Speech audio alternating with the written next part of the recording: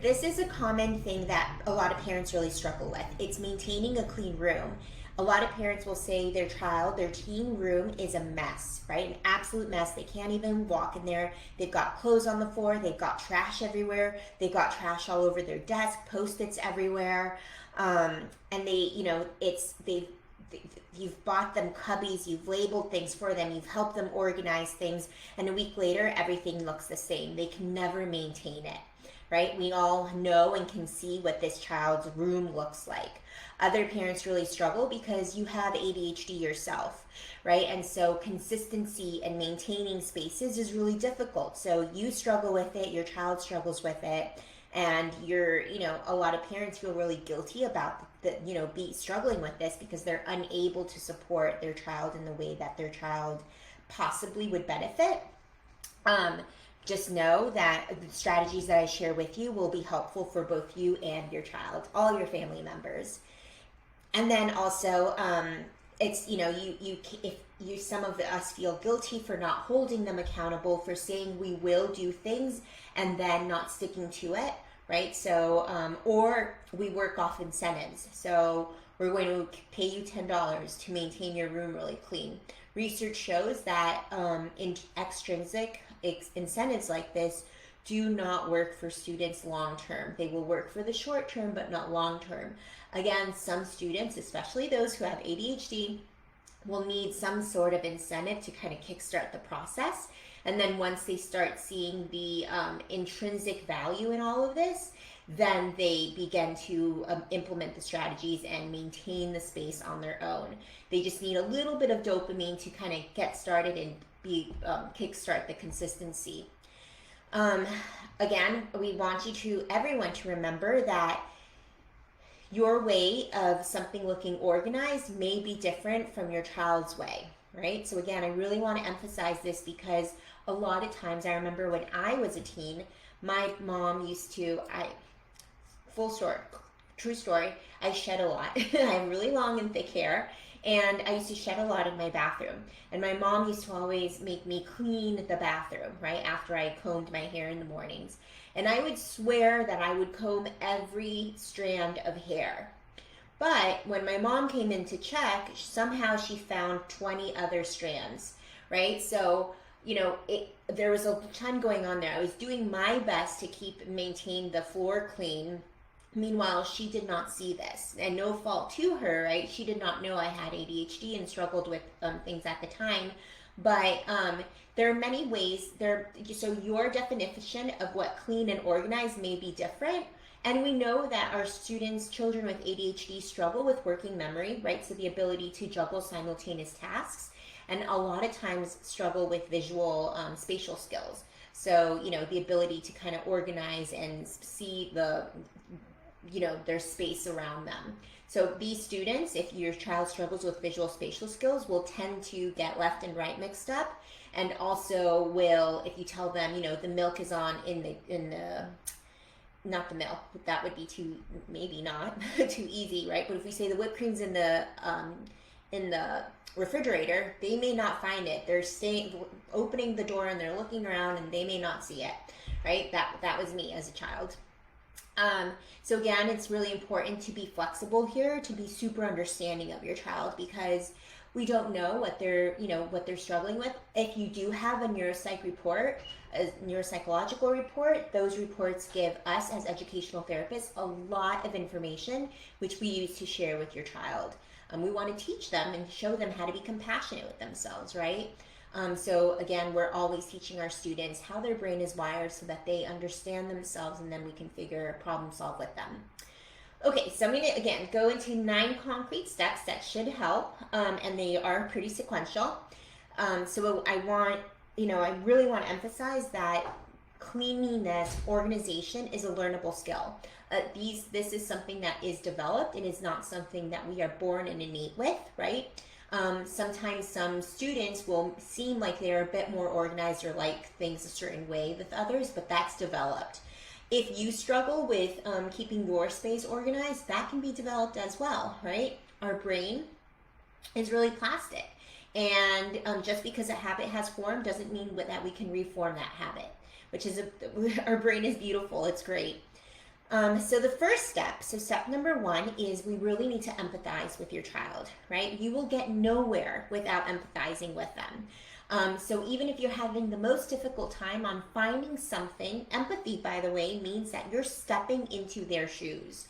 You are feeling and experiencing and living the moment as if you were your child, whether your child be preteen, teen, young adult, or even younger than that. So you want them to really feel like they're being seen, right? They'll be much more likely to respond to you and receive anything that you say after they have felt heard. Okay, if they do not feel heard, everything that you say will be an upward battle, and that's going to put them on a defense that will not allow them to really connect with you and collaborate with you. Okay, so the first thing here is emphasize. So you can start by some ways you can empathize is saying, I get that you don't see a need for this, right? Because they may not see why this is so important. What's the point of keeping my room clean? I'm fine with it how it is. Another one could be, I know how boring it is to keep your room clean. Or I know it's really for you, you forget oftentimes, right? You sprint after you're done with your homework and you're done. Like the last thing you're thinking about is how am I going to organize my desk? It's also really important to be transparent. If you struggle with organization, you can say, I struggle with organization as well. This is something that I'm working on and developing as well, right? Because we want them to see that you're human. So you can, the last thing, right? So again, we really want to empathize is I'm noticing that every Saturday morning we argue about the same thing, your room. And I would hate for our mornings to start off like this on the weekend. I don't want to feel like I'm nagging you, and I don't want you to hear and know and think that you don't want to hear me. Are you open to brainstorming some things that we can do together to keep your workspace clean, right? Notice how I really empathized with them, put myself in their shoes, and shared with them what I thought they were feeling, okay? The second thing we want to do here is we want to get their buy-in. If you don't have your child's buy-in, and by buy-in I mean they're agreeing to do something. If you don't have your child's buy-in, then they will not do whatever it is that you're asking or working with them to do, right? They might do it once, but they will not do it when no one is watching. And that is not what we're looking for. We want to create lasting change.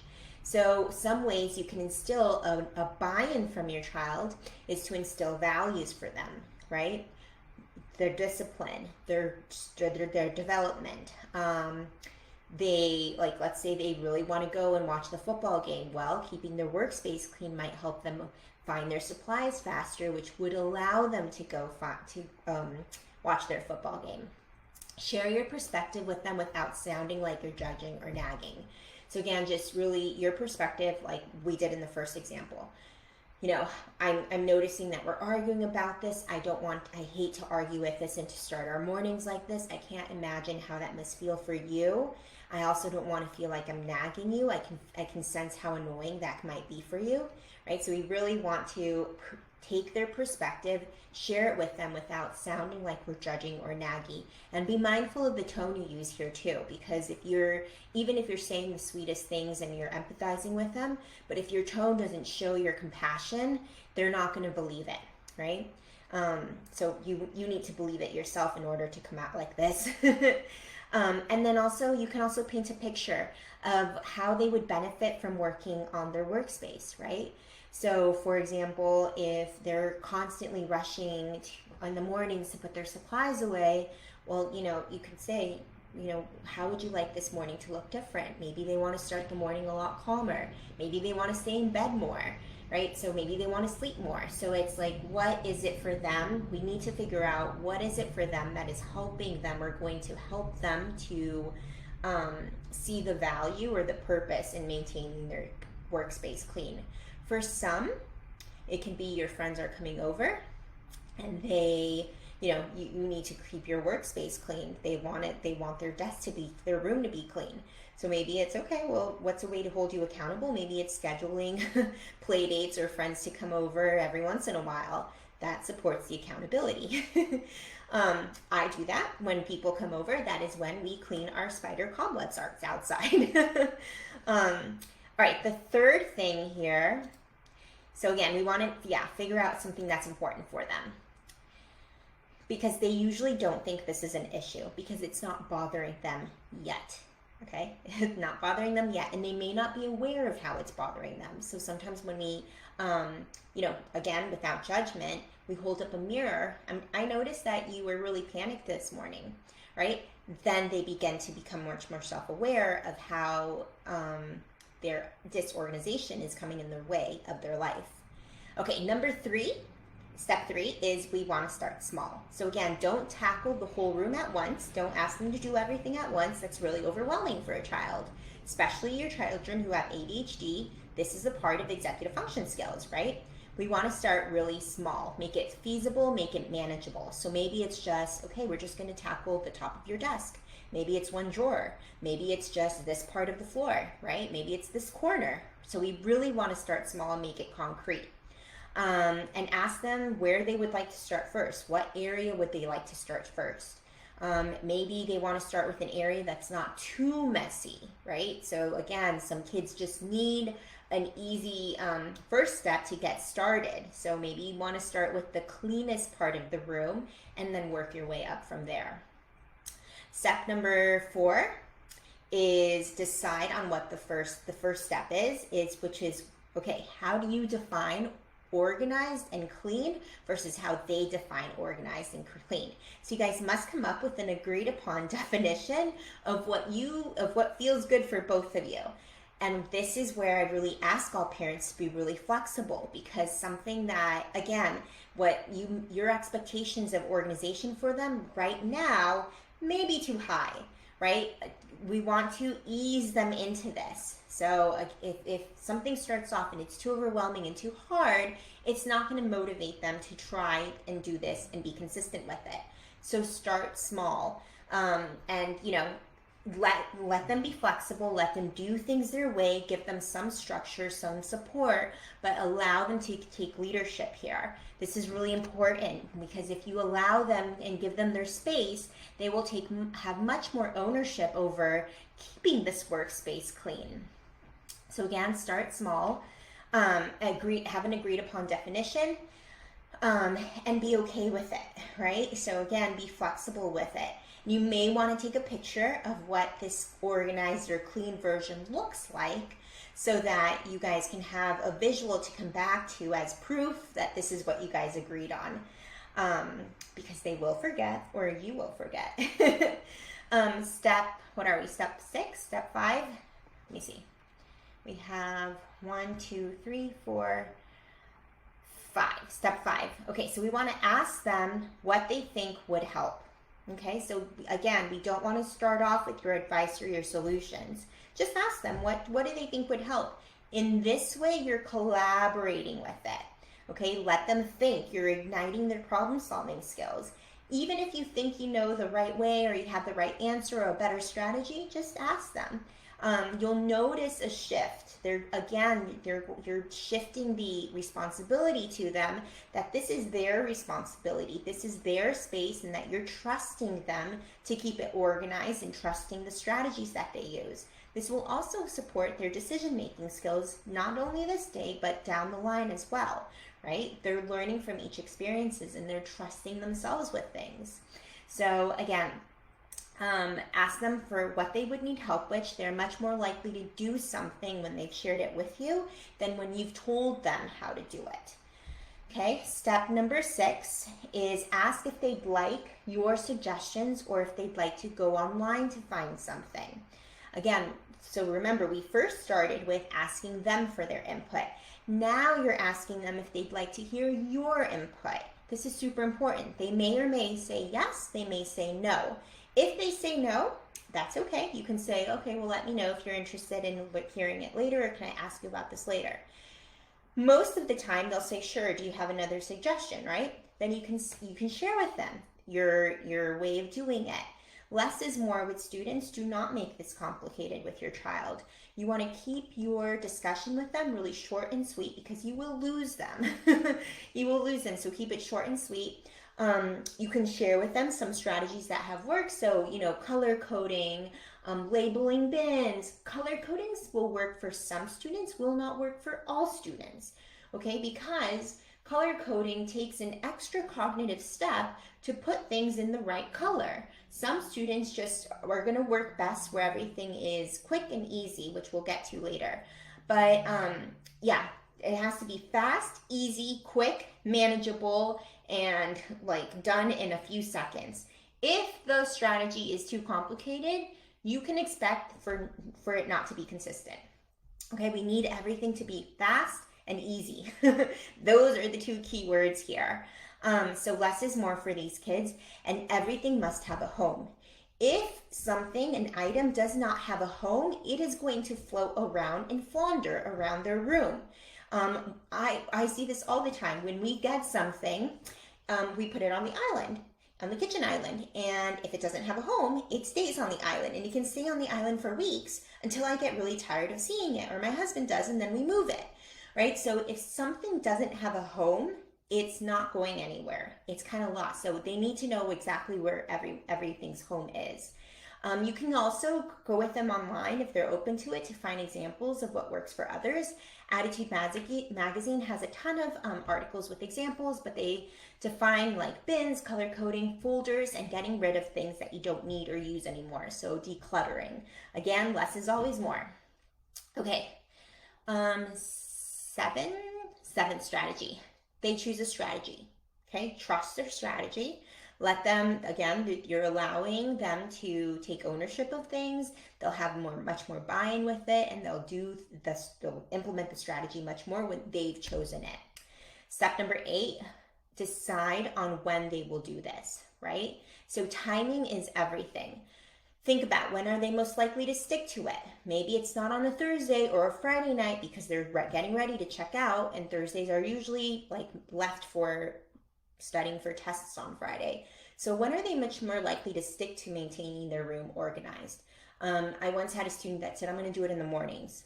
Well, as much as I would love to really believe him, I shared with him my concern that he was already struggling in the morning, and this was just going to add something to his plate, right? So then in working with him, he decided on another time. So you're not going to get it right the first time, and it may take some tweaking, but decide on a time and then how they're going to remember it. And then the last step is, what sort of support do they need from you? Do not offer a suggestion here unless you've asked them, right? So you can ask them, do you want to start doing this together? Do you want us to remind you of when to do this? How do you want me to remind you? Do you need a reminder do you want us to help you set a reminder? Do you need us to purchase a couple of things? Let us know how we can help you. Again, all you're doing here is really offering your support to them. They may or may not take it. If you have some ideas, you can ask them if they're open to hearing them. Okay, so I really hope these 9 concrete steps were helpful. The last step, which I'm going to add now, is actually reflect. Reflect on whether or not the strategies have worked, and what tweaks you can do to enhance the strategies that they were using. So reflection is key here. I would not reflect for them. I would ask them to reflect, and then reflect with them. And then you can share, again, your ideas and suggestions, what you're noticing. If it's not working for you, that's something you need to vocalize, right? Because that's going to create tension at home. So these strategies need to work for everyone in the family. So give it a shot, and let them know that in a week or 2 weeks, you guys will come back and reflect on things, and then that way you can collaborate again and think, is this working for you? Is it working for me? What changes and tweaks should we make? All right, so let me just go over the 10 steps once more to organization. Okay, number 1 is empathize. Number 2, get your child's buy-in. Number 3, start small. Number 4, agree upon a definition. Number 5, ask them what they think would help. So what strategies would be helpful for them. We're going to brainstorm strategies. Number 6, ask if they'd like to hear your suggestions, or if they'd like to go online with you to check out a couple of suggestions. 7, trust their strategies. 8, decide on when they will organize, so the timing.